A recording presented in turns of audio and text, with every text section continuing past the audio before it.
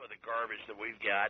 I mean, those rebels over there, and it's not the Russian army, folks. I mean, it's just people that have had enough of this garbage, have gotten together and are kicking their butts over there in the Ukraine. They're kicking their butts.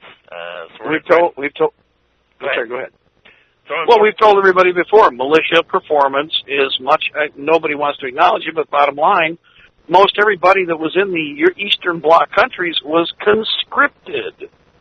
If they're my age, well, let's put it this way. We'll go back 30 years ago, 20 years ago. The fall of the wall was in 1991, 92, okay? Anybody from that point back was conscripted, and it was 100% conscription. As long as rigor mortis hasn't set in, then they would put you in the uniform and you would receive all of your military training, and it was mandatory. So it's not like these people didn't have a clue about how to work a weapon or how to actually fight. They have all of the basic skills that any other breathing biped has that's out there. The difference is they didn't have as many weapons or the technology, so they had to start from scratch and fight basically what was a Class A, not a AA or AAA. The Ukrainian military coming east was a Class A military force. It had full air defense, armor, artillery, infantry, and an overhead air screen. The militia on the other side had, infantry weapons, a small number of light armored vehicles, and pilfered equipment that they scavenged from a number of different caches. That's it. They had no Air Force. They had very little air defense, but what little they had, here's a basic rule. We ain't got much, but what little we have, we sure as hell know how to use. Take that puppy out of the sky. And you know what? The Ukrainian Air Force backed off for a reason, kids. They didn't have much, but like the Yugoslavians, they knew how to use it. You don't have to have a big pile. You just got to hit what you're shooting at. And after a while, pilots don't want to fly burning wreckage to the impact point. You see how that works? It's not much fun. And a lot of times, contrary to the movies, those ejection seats, because they're part of the mechanical operation of the aircraft, they get shot to snot too, along with everything else. So, you get to scream and beat at the canopy or twiddle your thumbs or, pray for a few more moments before you hit the concrete. So just something to think about there. So here's a militia force that effectively went from unconventional to paraconventional to conventional operations over the last year, and in very quick stride. That is in and of itself with no air canopy. Remember, you've been told you can't fight without an Air Force.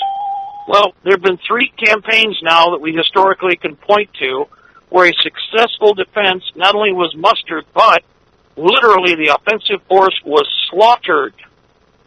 The Hezbollah-Israeli campaign. Hezbollah? Infantry weapons and a handful of anti-tank weapons.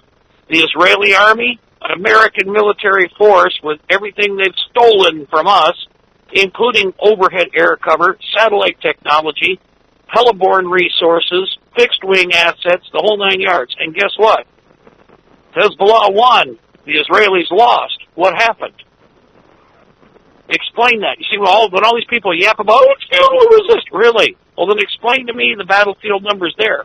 The Ukraine campaign is classic, but here's another one. The first part of the Ossetia campaign in Georgia was a remake, or I should say was an earlier hash of what we're seeing now in the Ukraine. The only difference, the Russian forces were also there, and they contributed immediately, shortening the time to cessation of hostilities. So we have several different actions here where, the whole numbers game that everybody always yaps, they've got this, they've got that. Yeah, but who's running it? Who's operating it, people?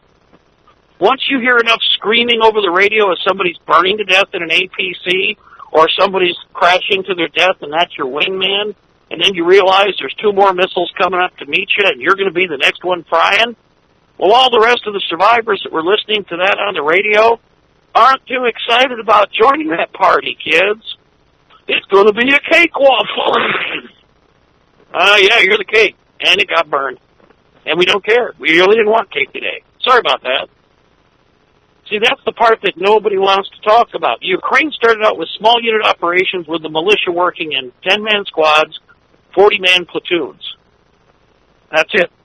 In fact, 40-man platoons blocked battalion and brigade strength operational forces on the ground in the first phase of the first invasion into the east.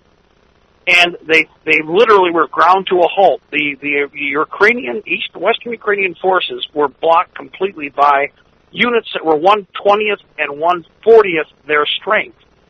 Which is, again, well, that's unheard of. No, it's a matter of spirit, guys. It's a matter of attitude, and attitude is what you all better gain because the police state here wants to get away with murder while they're trying to fiddle fart us overseas in a war. That's what this BS is all about.